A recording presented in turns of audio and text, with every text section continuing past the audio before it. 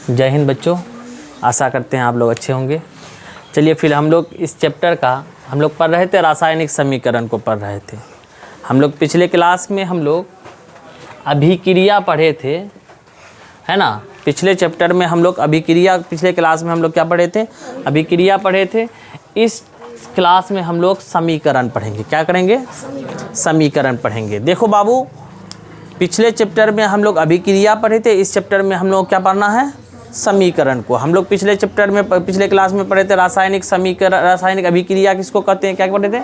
रासायनिक अभिक्रिया किसको कहते हैं? यह कितने प्रकार के होते हैं? रासायनिक अभिक्रिया के दो पार्ट होते हैं। कौन कौन? कौन कौन? अभिकारक और उत्पाद। एक तो जो भाग लेने वाला होता है, दूसरा जो पैदा होता है, जो पैदा होता है। अगर मान लीजिए कि दो ठो, एक पानी और एक चीनी, पानी और चीनी को मिलाने के बाद क्या बनता है? शरबत बनता है। यानी भाग कौन लिया? पानी और चीनी, दोनों मिला, वो क्या हुआ? अभिकारक। क्या हुआ? अभिकारक। जो हम लोगों को बना, क्या बना? हम लोग क्या मिला? शरबत। शरबत क्या हुआ? उत्पाद, है ना। भूलेगा तो नहीं। उसी तरह से होता है, जैसे मान लिया हम लोग जल बनता है। जल किस चीज़ से बनता है? हाइड्रोजन और ऑक्सीजन से। हाइड्रोजन और ऑक्सीजन दोनों मिलता है तो क्या बनता है? जल बनता है। ये चीज़ हम लोग पढ़े थे। तो हाइड्रोजन और ऑक्सीजन क्या हुआ? क्या हुआ? अभिकारक। क्या हुआ? अभिकारक। जो प्राप्त हुआ और जो बना क्या बना? जल बना। जल को हम लोग क्या कहते हैं? उत्पाद कहेंगे। किसी को कोई दिक्कत नहीं। हम बोले हैं कि जब हम पढ़ाते हैं तो आप ध्यान से सुनिए। अगर कलेजे में हिम्मत है, तुम्हें इतनी दम है, तो तुम भूल के दिखाओ। हम जब पढ़ाते हैं सिर्फ तुम ध्यान से देखो और ध्यान से सुनो। उसके बाद अगर तुम घर में जाकर के एक दो बार अगर रिवीजन कर लिया, तुम्हारे अगर कलेजे में हिम्मत है, तुम्हारे खानदान में दम है, तो तुम भूल के दिखाओ। मेरा कहना यह है, जब हम पढ़ाते हैं ध्यान से सुनो। आप क्या करो? ध्यान से सुनो। अगर भूल गया तब उसकी जिम्मेदार हम हैं, उसकी जिम्मेदार हम हैं। अगर नहीं भूला तो उसकी भी जिम्मेदार हम हैं। जब हम पढ़ाते हैं तो आप ध्यान से सुनिए। चलिए हम लोग स्टार्ट करते हैं। आज हम लोग क्या? समीकरण। क्या समीकरण? रासायनिक का समीकरण। रासायनिक समीकरण। देखो बाबू, रासायनिक समीकरण किसे कहते हैं? रासायनिक अभिक्रिया में अभिक्रिया के अभिकारकों और उत्पादों को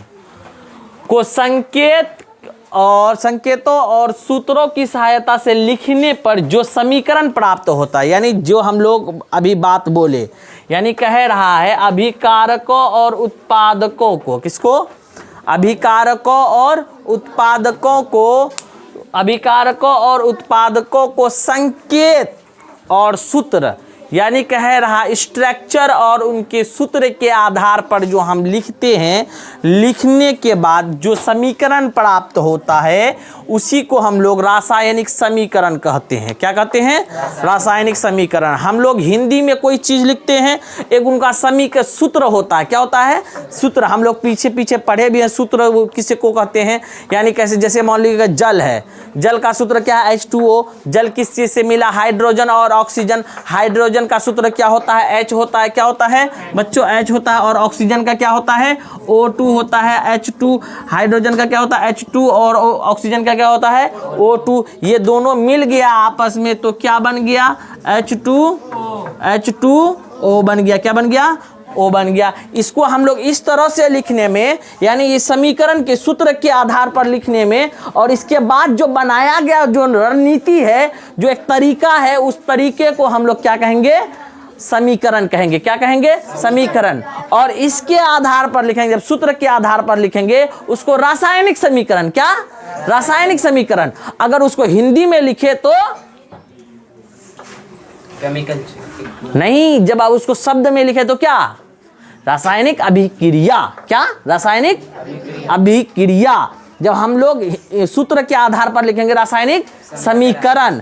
जब हिंदी में लिखेंगे, एक भाषा में हम लोग लिखेंगे तो रासायनिक अभिक्रिया। क्या हुआ? अभिक्रिया। क्या हुआ? अभिक्रिया। हम लोग कल पढ़े हैं पिछले क्लास में, इस चीज को पढ़े हैं। रासायनिक अभिक्रिया अगर उसको शब्द में लिख रहे हैं तो वह रासायनिक अभिक्रिया। जब हम लोग उसको सूत्र में लिख रहे हैं तो रासायनिक समीकरण। रासायनिक समीकरण।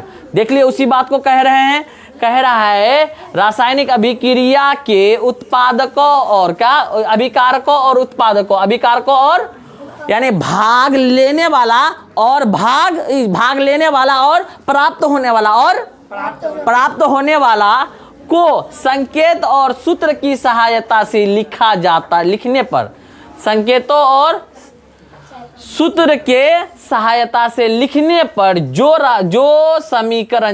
समीकरण प्राप्त होता है, जो चीज बनता है उसको हम लोग क्या कहेंगे, रासायनिक समीकरण। किसी को कोई दिक्कत, देख लीजिए, जैसे एक उदाहरण भी हमने दिया, हाइड्रोजन और ऑक्सीजन अभिक्रिया करके क्या बनता है, जल, क्या बना, जल बना। यही बात को हम लोग लिखे हैं किसमें, सूत्र में, किसमें, सूत्र में लिखे हैं। यानी हाइड्रोजन का सूत्र क्या, H2 क्या, और ऑक्सीजन का सूत्र क्या, O2 क्या, दोनों के बीच में दे दिए प्लस, दोनों मिल गया। मिलने के बाद ये स्ट्रक्चर जो है ये अभिक्रिया का है। किसका स्ट्रक्चर है, अभिक्रिया। अभिक्रिया करके क्या बनता है बाबू, H2O बनता है। क्या बनता है, H2O। किसी को कोई दिक्कत, यह जो लिखे हम, यह जो लिखे, यह हमारा क्या है, रासायनिक समीकरण है। क्या है, यह जो समीकरण लिखे यह हम लोगों का क्या है, रासायनिक समीकरण। किसी को कोई दिक्कत। अगला चलिए, रासायनिक समीकरण कितने प्रकार के होते हैं, रासायनिक समीकरण कितने प्रकार के होते हैं। तो बच्चों ध्यान में रखना है, रासायनिक समीकरण 2 प्रकार के होते हैं। कितने प्रकार के, देखिए यहां हमने क्वेश्चन के तौर पर लिख भी दिया, रासायनिक समीकरण कितने प्रकार के होते हैं। बच्चों रासायनिक समीकरण 2 प्रकार के होते हैं। कितने प्रकार के, 2 प्रकार के होते हैं। एक होता है संतुलित रासायनिक समीकरण। क्या होता है, समीकरण। दूसरा होता है असंतुलित रासायनिक समीकरण। दूसरा क्या होता है, असंतुलित रासायनिक समीकरण। अब यहां जानना है हमको, यहाँ एक बात जानना है कि संतुलित किसको कहेंगे और असंतुलित किसको कहेंगे। ये थोड़ा हिंदी कठोर सा लगता है। कैसा लगता है, कठोर सा, कठोर मतलब मजबूत, अरे थोड़ा सा मतलब कठिन सा लगता है। तो अपने भाषा में क्या बोलता है, सुरजापुरी में कट्ठर लगता है, कट्ठर दो, है ना। तो ये कठिन सा शब्द लगता है, ये हिंदी में एक मेच्योर सा शब्द लगता है। ध्यान से सुनिएगा, कह रहा है संतुलित रासायनिक समीकरण किसको कहेंगे भैया, ऐसा समीकरण जिसमें अभिकारक और उत्पादक, अभिकारक और उत्पादक में परमाणुओं की संख्या क्या हो, बराबर हो। क्या हो, बराबर हो। वो संतुलित रासायनिक समीकरण क्या हुआ। अरे भैया मान लो हमारे पास 10% है, क्या है, और हमारा एक ठो पार्टनर है उसके पास भी 10% है, और अगर हम किसी से अगर कंपैरिजन करेंगे, किसी से भी बराबरी करेंगे किसी से भी, तो उनके पास भी कै टका होना चाहिए, 10-10 करके 2 ठो होना चाहिए। अकेले आदमी है तो उसे 20% होना चाहिए, तब ये वो हमारा ताकत में जीतेगा। मान लो हमको 4 ठो बेटा, इसको भी 4 ठो बेटा, तो क्या दोनों हम लोग क्या करेंगे, एक हम हुए एक वो हुआ, हमको 4 बेटा उसको 4 बेटा, 10 हो गए, चलो जंग लड़ने। क्या करने, जंग लड़ने। अरे भैया हमको 2 ही ठो बेटा होगा, उसको 4 ठो बेटा होगा, तो सकेंगे, हाँ। जब ताकत बराबर हो जाए तो वो संतुलित हो गया। क्या हो गया, अगर बराबर नहीं है तो क्या होगा, असंतुलित होगा। क्या होगा, असंतुलित होगी। याद रहेगा ना, अगर ताकत बराबर, दोनों तरफ आदमी बराबर तो संतुलित, और आदमी बराबर नहीं है तो असंतुलित। तो कहा जाता है जिसके तरफ अगर लाठी कम होता है, गांव देहात में देखा होगा लड़ने जाता है, अगर किसी को 5 ठो बेटा है ना, गांव में शेर एक तरह चलता है ऐसे। अरे हमसे बड़का थोड़ी है, अरे औकात थोड़ी है हमरा 4 बेटा 4 लाठी लेके निकलेंगे। तो कहने का मतलब यह है जिधर ताकत ज्यादा होता, अगर उसके सामने वाला को भी ताकत उतना होना चाहिए, तभी क्या बराबरी होगा, नहीं तो फिर सामने वाला क्या हो जाता है, हार जाता है।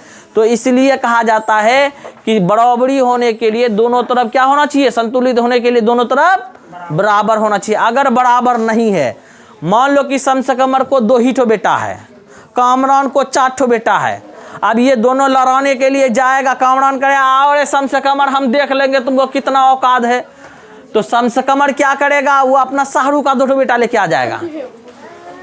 कै ठो बेटा लेके आएगा, 2 ठो शाहरुख बेटा लेके आया, तो कामरान को कहा आओ तुमसे हम कम है क्या रे, क्या है तुमसे हम कम है कि लाओ तुमको देखते हैं कितना तुमको ताकत है ना। बराबर है तब ना दोनों में कंपटीशन चल रहा है।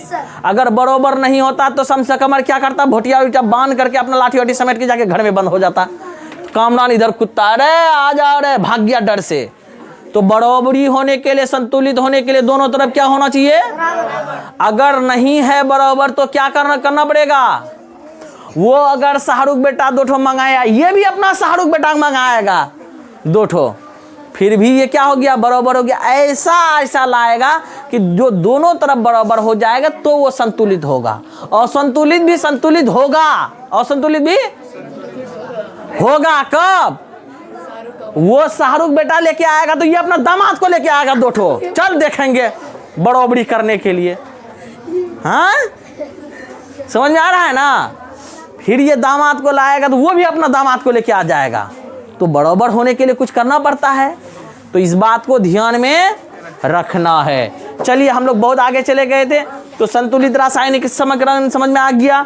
देख लीजिए संतुलित रासायनिक समीकरण किसे कहते हैं, ऐसा रासायनिक समीकरण जिसमें समीकरण के दोनों ओर अभिकारक और उत्पादों का परमाणु संख्या बराबर होता है, संतुलित रासायनिक समीकरण कहलाता है। किसी को कोई दिक्कत नहीं। तो चलिए भाई कैसे, जैसे कार्बन और ऑक्सीजन मिलकर के क्या बनाया, कार्बन डाइऑक्साइड।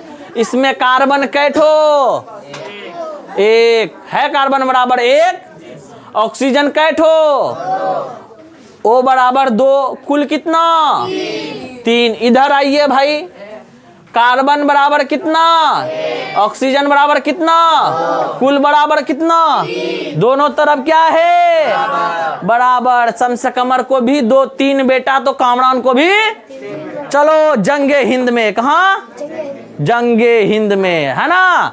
किसी को कोई दिक्कत, ये क्या हो गया, जब बराबर है दोनों तरफ संतुलित, दोनों तरफ बराबर है तो संतुलित। यही चीज अगर दोनों तरफ बराबर नहीं रहेगा असंतुलित। क्या समझ में आ रहा है ना, समझ में आया।